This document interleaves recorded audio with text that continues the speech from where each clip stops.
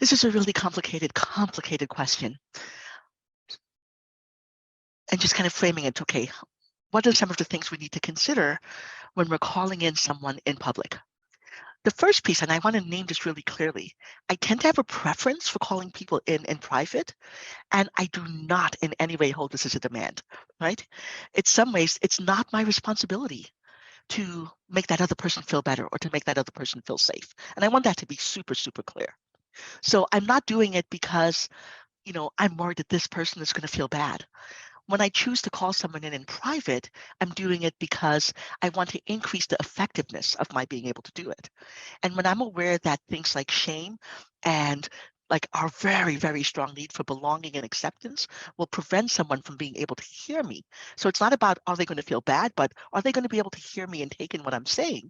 That's part of the reason I try to call people in private to support my effectiveness in being heard in the way that I want to be heard.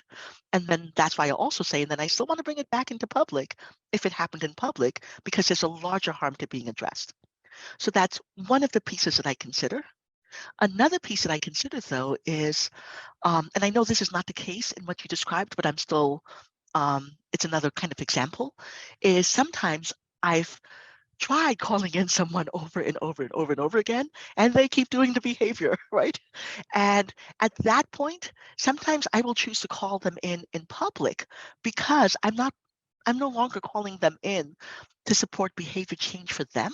I'm calling them in as a way of educating everyone else around me, of letting everyone else know, like, this behavior is not okay and it will continue to be addressed. So there are many reasons why I might want to call people in. So it's important to be really clear on why am I wanting to call them in, which helps inform, is it going to be a private or a public kind of calling in?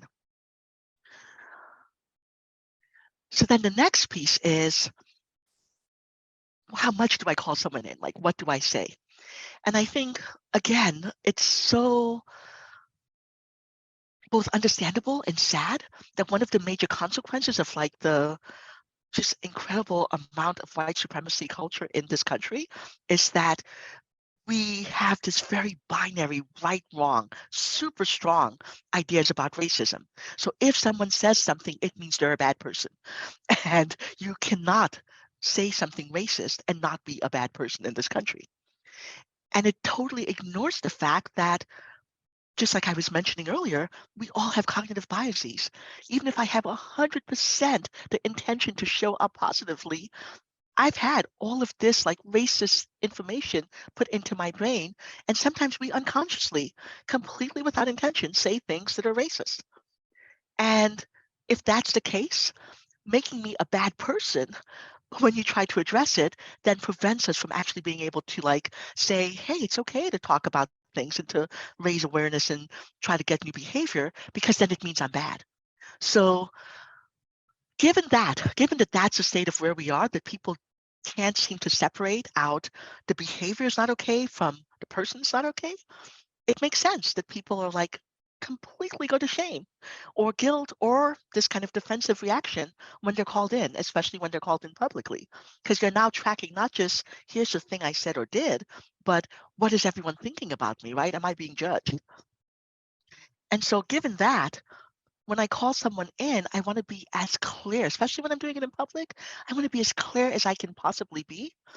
Am I doing it in with without the judgment, right? Without this connotation of you're good, you're bad, you're an evil person that you did this. But am I naming, here's the thing you did, and here's why this does not work. Here are the needs that are not met. Here's how this is impacting me and other people in the room. I'm not being like weak about it. I'm not like sugarcoating it, but I'm not saying, and this means you're an evil, bad person. Even if I do that, the person might still be like, oh my God, I'm an evil, bad person. Because that's how we've been conditioned. That's what people have been conditioned to do. And people listening might still say that about that person. I have no control over that. But that's one of the things that I try to pay attention to as I'm calling you in, especially when I'm calling you in public. And then one other thing I'll say about this, and again, not knowing if this was the case for you, is that sometimes, especially when something's been happening over and over and over again, I lose my capacity to be in that fairly non-judgmental stage. I'm not in the kind of like, you know, I can be really clear about here's what's not working. I'm like, you are doing this again? Really? Like, What's going on? How are you not learning about this? We've talked about this. And then, yeah, they might feel impacted. And that's also in some ways a natural consequence. It's like, here I'm expressing my frustration and how often I've had to talk about this with you with nothing ever changing. So this is also part of the kind of like being human, right?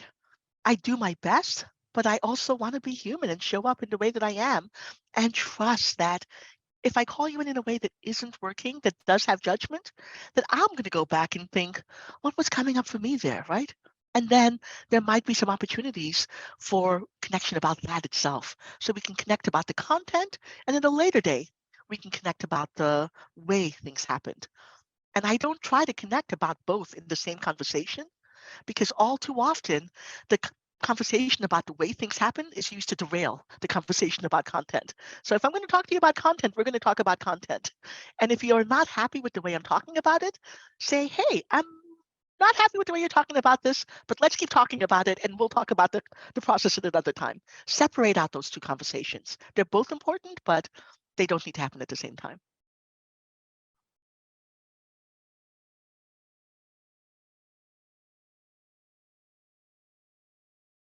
Depends on so many factors, right? So one of the things I look at is the kind of the positionality of the people in that conversation.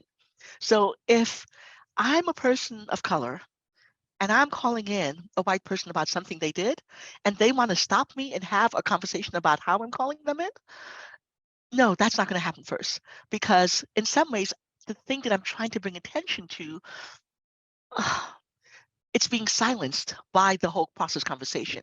So you're asking me to stop me naming the harm that I've experienced in order to tend to the harm you think you've experienced in the way that I'm doing it.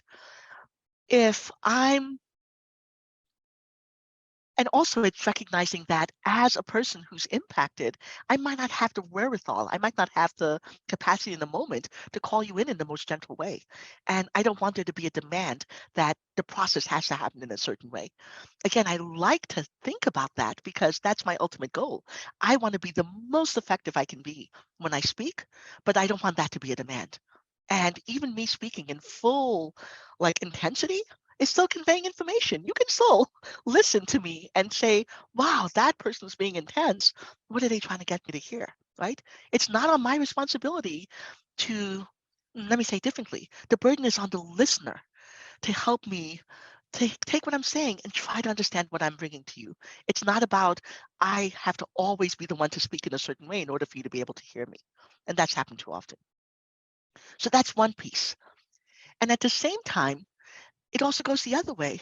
If I'm a person with structural power and I'm used to um, talking anyhow to people because I have structural power and it's never been addressed, then I might stop you and say, whoops, I can tell that you're telling me something important, but this is looping back to this larger conversation we've been having about how you relate to me. So there's so many nuances about when I might choose to look at process first and when I might choose to look at content.